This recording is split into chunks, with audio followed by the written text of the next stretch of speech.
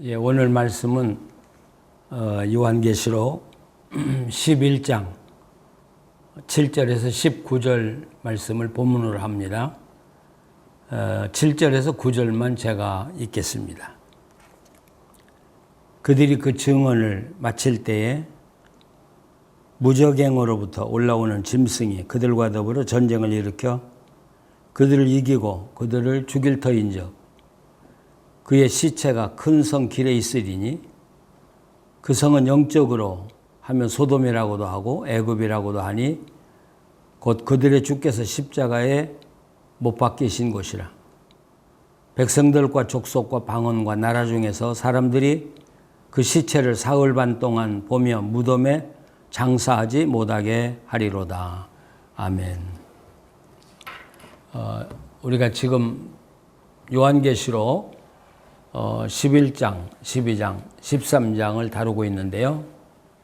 이 부분은 교회와 그 짐승과의 전쟁의 이야기를 다루고 있습니다. 교회와 이 짐승은 공존할 수 없습니다. 왜냐하면 교회가 있는 한 그 짐승은 자기 악한 계획을 성공할 수 없기 때문입니다. 또 교회로서는 이 짐승이 있는 한 하나님의 나라를 온전히 이루는 데 많은 장애가 있습니다. 이 짐승이 하나님의 나라가 이루어지는 일을 방해하고 말 것입니다. 그렇기 때문에 이 양자는 공존할 수가 없습니다. 그런데 이 짐승과 교회가 싸우는 모습이 참 재미있습니다.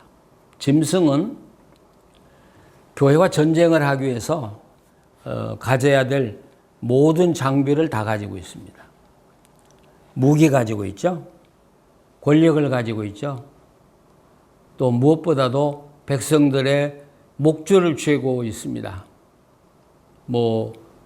목구멍이 포도청이라고 하는 말대로 먹지 않고 살 수가 없는데 바로 이 경제 부분을 이 짐승은 다 쥐고 있습니다. 여기에 반해서 교회가 가지고 있는 건 아무것도 없습니다. 창칼도 없습니다. 권력도 없습니다. 경제적인 능력도 없습니다. 이 교회가 가질 수 있는 유일한 것은 오직 복음입니다. 예수 그리스도에 대한 증언입니다.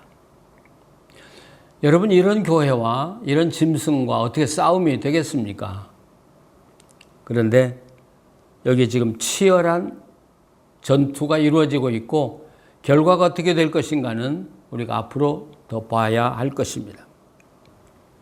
오늘 본문 읽었습니다마는 7절에 그들이 그 증언을 마칠 때에, 여기 마친다고 하는 이 단어는 어떤 목적을 성취한다는 그런 뜻입니다.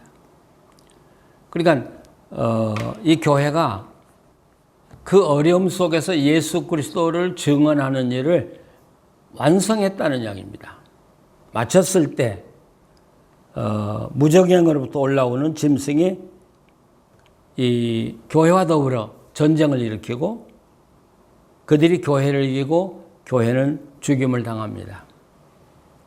여기 교회가 죽임을 당했다고 해서 교회가 망한 것은 아닙니다.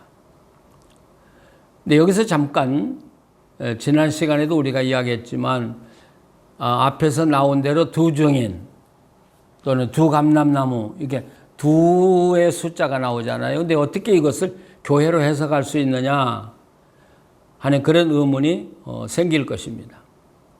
근데 지난번에도 말씀드린 대로 이 증인이라고 하는 건 그 요한계시록 처음부터 크리스찬들은 예수 그리스도에 대한 증인이라는 말을 계속 강조해 왔습니다. 그리고 증인이 둘이라는 이야기는 구약의 그 율법에 증인은 두 사람 이상이어야 효과가 있다. 증인이 될 수 있다고 하는 그런 조항 때문에 여기 두 증인이라 두 감람나무라 이렇게 말을 합니다. 그런데 재미있는 것은 여기 그 증인들이 짐승과 전쟁을 하다가 죽습니다.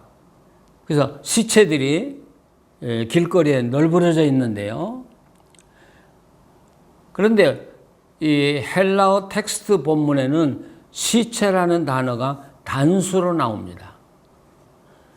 그리고 우리 말하면 시체들 그래야 되잖아요. 많은 시체들이. 근데 여기서 단수로 시체라는 말, 이 부토 말하는 단수가 나옵니다. 왜 단수를 썼을까? 이것은 교회라고 하는, 교회가 건물이 아니죠. 사람이죠. 교회라고 하는 공동체 전체를 하나로 묶어서 이야기할 때 단수로 시체 이렇게 표현한 걸 보면 이것은 두 사람이 죽음이 아니라 공동체 교회에 많은 사람들이 증언을 하다가 죽었다는 그런 표현이 되겠습니다.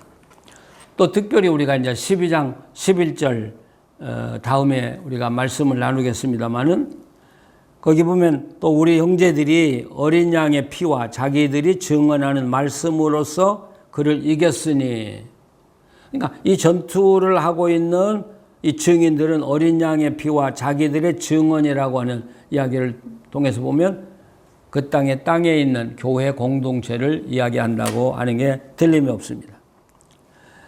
자, 어쨌든 짐승에게 교회는 패배를 맛보고 그리고 그 시신이 길거리에 널브러져 있습니다. 근데 그 길거리를 표현하는 장소를 세 가지로 표현하죠. 하나는 소돔과 같고, 그리고 애굽과 같고, 하나는 예수님이 십자가에 못 박혔던 골고다와 같다는 이 세 장소의 표현입니다. 소돔, 소돔 하면 우리가 더 설명할 필요가 없이 음란한 도시죠. 그러니까 지금 이 짐승이 다스리고 있는 나라를 한마디로 말하면 음란한 나라라는 것이죠. 그리고 애굽은 우상이 많은 나라죠. 신이 엄청나게 많은 나라. 그러니까 사실 로마도 우상이 가득 찬, 미신이 가득 찬 나라 아니겠습니까? 그러면서 거기에서 예수님이 십자가에 못 박히듯이 지금 교회들이 순교를 당하고 있다고 하는 그런 표현입니다. 제가 앞에서도 이야기했습니다마는 교회는 철저히 패배를 당했습니다. 심지어 장사도 지내지 못하게 했습니다. 지금도 마찬가지지만 시신을 장사하지 못하게 한다는 건 가장 큰 수치가 아니겠습니까? 그러니까 이들이 교회를 철저하게 죽이고 장사도 못하게 하고 사흘 반 동안 3년 반이라고 표현할 수 있죠. 3년 반 동안. 그러나 장사를 지내지 못하고 그 수치를 당하긴 하지만 영원하지는 않다는 것입니다. 잠시 수치를 당한다는 것입니다. 이 교회가 죽고 그 시신이 거리에 너부러져 있는 동안 그 나라 사람들은 너무 기뻐가지고 그들의 죽음을 즐거워하고요. 기뻐서 서로 예물을 보냈다. 여러분, 왜 이 짐승과 짐승의 나라가 이 하나님의 사람들을 이렇게 미워하는 것입니까? 그건 미워했다고 하기보다는 하나님의 사람들을 무서워하고 두려워하고 있는 것이죠. 지금도 마찬가지입니다. 아무 힘이 없고 가진 거 아무것도 없어도 정직하게 바르게 살아가는 사람들은 두려워합니다. 특별히 이 악한 권세자들은 이 정직하게 살아가는 사람들을 두려워합니다. 왜요? 그들의 길을 막을 길이 없거든요. 그렇기 때문에 사실은 교회가 있다는 것 자체로만 해도 큰 힘이 되는 것입니다. 이 교회는 사실은 물론 어떤 액션을 취해야만이 되는 것이라고 생각합니다만은 바른 교회가 서 있는 것만으로도 세상의 악한 자들에 대한 위협이 될 것이고요. 그들이 두려워할 것이고요. 그래서 그들은 교회를 끊임없이 공격하고 교회를 부수려고 노력하는 것이죠. 자, 그렇다고 해서 앞에서도 말했지만 교회는 세상과 또 그 짐승과 함께 전쟁을 할 무기가 하나도 없음에도 불구하고 교회는 망하지 않는다는 것입니다. 왜요? 이 교회 뒤에는 우리가 교회 공동체 그러면 우리는 사람만 생각하게 됩니다. 그러나 여러분 그 교회 뒤에는 하나님이 계십니다. 그러니까 짐승과 교회의 싸움이 아니라 이건 엄연히 짐승과 하나님과의 싸움이라고 봐야 되겠죠. 그래서 여기 본문에 보면 교회가 죽고 시신이 거리에 널려져 있었지만은 결국은 하나님께서 이 교회를 부활시킵니다. 살아나게 해서 그들이 구름을 타고 하늘을 올라가니까 그 모습을 원수들이 보았다는 것입니다. 바로 교회라고 하는 것은 단순히 인간의 모임이 아니라 그 뒤에 하나님이 계시기 때문에 위대한 것입니다. 그래서 교회는 참 이상하게도 죽어야 사는 존재입니다. 패배해야 힘을 갖는 그런 공동체입니다. 교회는 절대로 화려해서는 안 됩니다. 사치해서도 안 됩니다. 뭘 가졌다고 자랑해서도 안 됩니다. 그저 소박하게 복음을 들고 복음대로 살고 그리고 복음을 전하면서 살다가 핍박도 당할 수 있고 고난도 당할 수 있고 어려움 당할 수 있어요. 패배할 수 있어요. 그런데 패배가 바로 교회의 승리가 된다는 사실입니다. 죽어야 살 수 있는 존재. 이게 교회입니다. 오늘 이 땅에서는 너무 교회가 화려해졌고 너무 교회가 힘 있는 존재처럼 보이기 때문에 반대로 교회는 세상 사람들에게 멸시를 당하고 조롱을 당하면서 교회는 서서히 무너져가고 있다는 사실입니다. 오늘 여기서 우리가 한 가지 짚고 넘어가야 될 게 있겠습니다. 지금 이 짐승과 교회의 싸움에서 교회가 패배했다가 결국은 하나님의 능력으로 다시 교회가 살아나고 부활을 하는데, 자, 이 사건이 언제 일어나는 사건이냐는 것이죠. 이것이 지금 요한이 요한계시록을 기록하는 당시에 일어나고 있는 사건인가? 아니면 요한의 때로부터 미래는 미래인데 곧 일어날 일인가? 아니면 아예 종말에 일어날 일인가? 이게 참 우리가 궁금하죠. 성급한 사람들은 이건 미래에 일어날 일이다 이렇게 생각하고, 그렇다면 이건 예수님 오실 때 종말에 일어날 일이라고 그렇게 말을 하고 이 본문을 종말로 해석해 나가기 시작합니다. 그런데 오늘 이 7절 말씀 특별히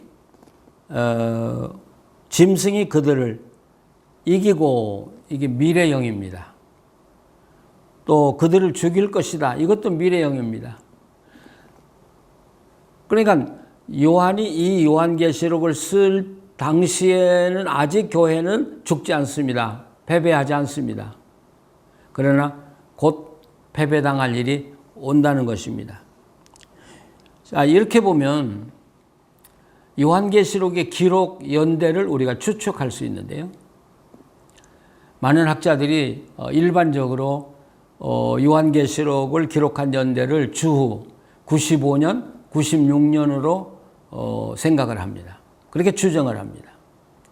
그런데 여러분, 기독교인들을 가장 많이 살해했던 황제가 도미티안이거든요.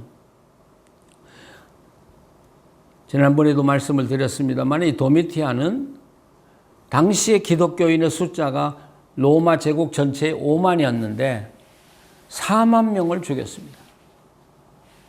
여러분, 우리가 상상할 수 없는 것입니다. 4만 명의 시체가 길에 널브러져 있다고 생각하면 여러분 이건 말도 나오지 않는 그런 비극적인 현상이죠.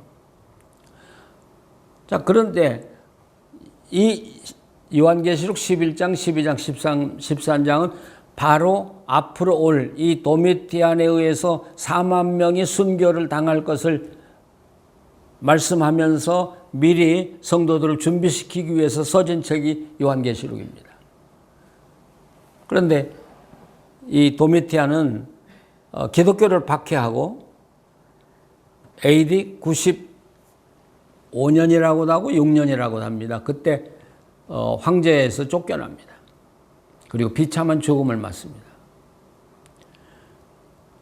그러면 요한계시록을 만약 AD 95년, 96년에 썼다면 이미 박해도 끝났고 순교당할 자 다 당했고 도미티안이라는 황제도 다 죽은 다음에 요한계시록을 썼다면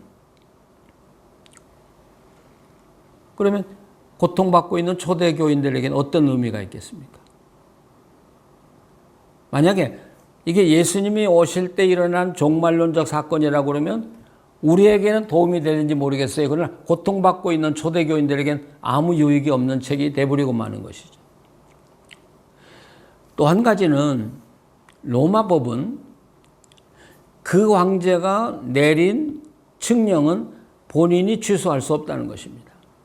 그러면 이 도미티안 황제가 사도 요한을 밤모섬에 유배를 보냈습니다. 그러면 도미티안은 자기가 취소할 수가 없어요. 도미티안이 죽거나 쫓겨나고 그 후임자가 왔을 때 비로소 그 법령을 풀어줄 수 있다는 것이죠.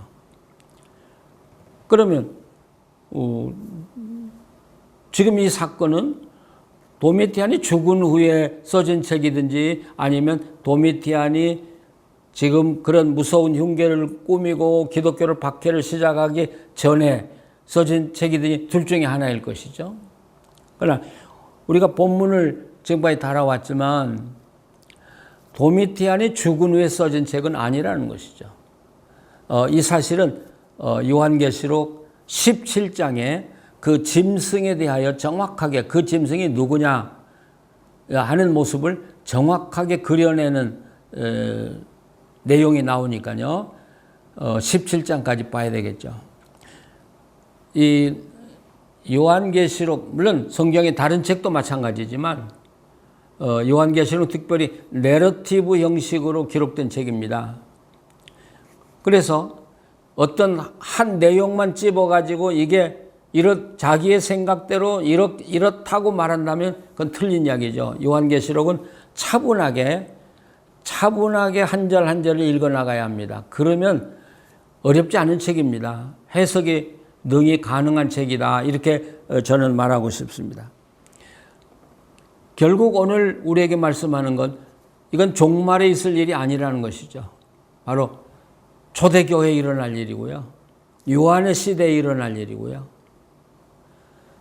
기독교의 5분의 4가 죽고 이 땅에 사라지는 그런 비극적인 일이 다가오고 있는 시대에 기록된 책이라고 하는 사실입니다. 자, 요한계시록을 이 요한이 썼을 때 이건 계시입니다. 묵시라고도 말하죠. 그러나 이것은 오늘 우리들에게는 예언이 되는 것입니다.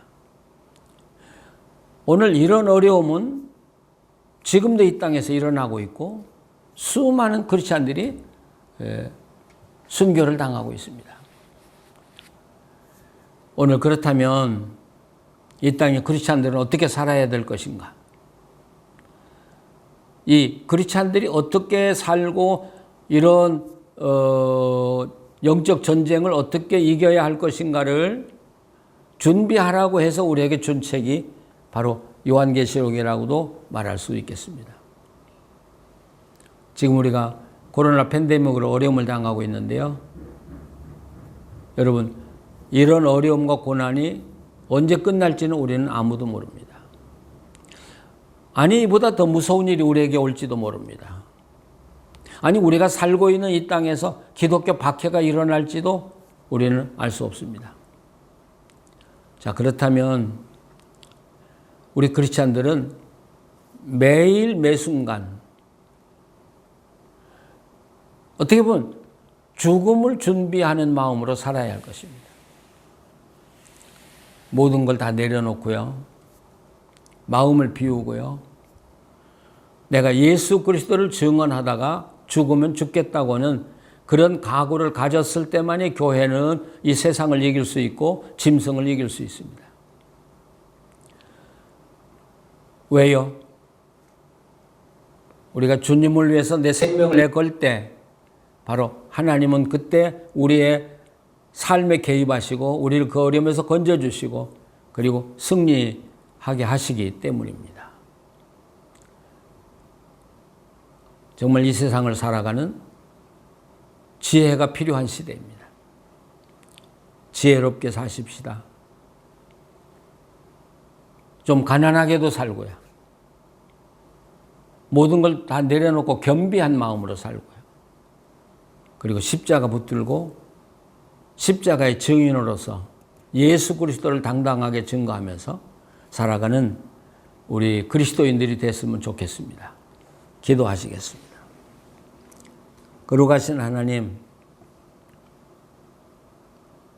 초대교회, 아직 어린 새싹과 같은 교회에 무시무시한 박해가 일어나고 교회가 패배하고 죽어서 그 시신들이 거리에 널려져 있는 그런 모습을 우리가 보았습니다. 그런 속에서도 남은 자들은 희망을 잃지 않고 그리고 복음을 손에 들고 끝까지 증인으로 살았던 것을 우리는 알고 있습니다. 결국 아무것도 가지고 있지 않았던 초대교인들이 로마 제국을 이겼지 않습니까? 그리고 그 땅에 그리스도의 나라를 세웠지 않습니까? 오늘 우리가 이 계시록을 읽으면서 너무 부를 자랑하지 말게 하시고 가진 것 자랑하지 말게 하시고 힘 자랑하지 않게 하시고 교회들이 겸비하게 겸손하게 주님을 품은 교회로서 살아가게 하여 주시옵소서. 또 그런 성도들이 되게 하여 주시옵소서. 우리가 끝까지 붙들 것은 십자가입니다. 하나님, 십자가의 복음을 전하고 그리스도의 증인으로 마지막까지 승리하는 오늘의 교회가 되게 해주시고 우리 성도들이 되게 해 주시옵소서. 예수님의 이름으로 기도합니다. 아멘. 찬송가 시온성과 같은 교회 함께 찬송 드리시겠습니다.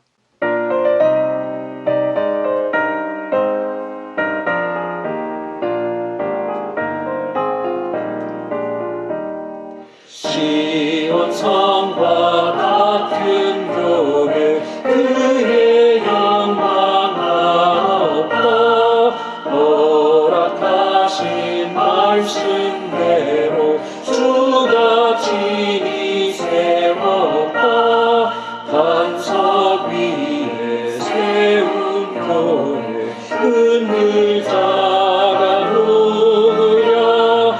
모든 원수 애워싸도 아무도 힘없도다. 생명샘이 솟아나와 모든 성도 마시니 언제든지 흘러넘쳐 부족함이 없도다.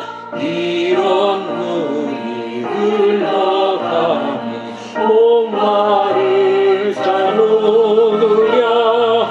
주의 은혜 풍족하여 넘치고도 넘친다. 주의 은혜 내가 받아 시온 백성 되는 때 세상 사람 비방해도 주를 찬송하리라. 세상 얻된 모든 영광 아침만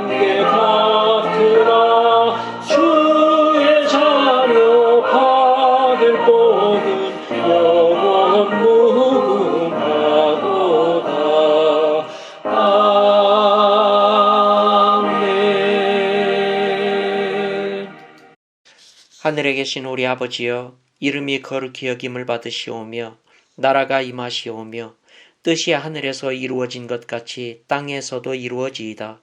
오늘 우리에게 일용할 양식을 주시옵고 우리가 우리에게 죄 지은 자를 사하여 준 것 같이 우리 죄를 사하여 주시옵고 우리를 시험에 들게 하지 마시옵고 다만 악에서 구하시옵소서. 나라와 권세와 영광이 아버지께 영원히 있사옵나이다. 아멘.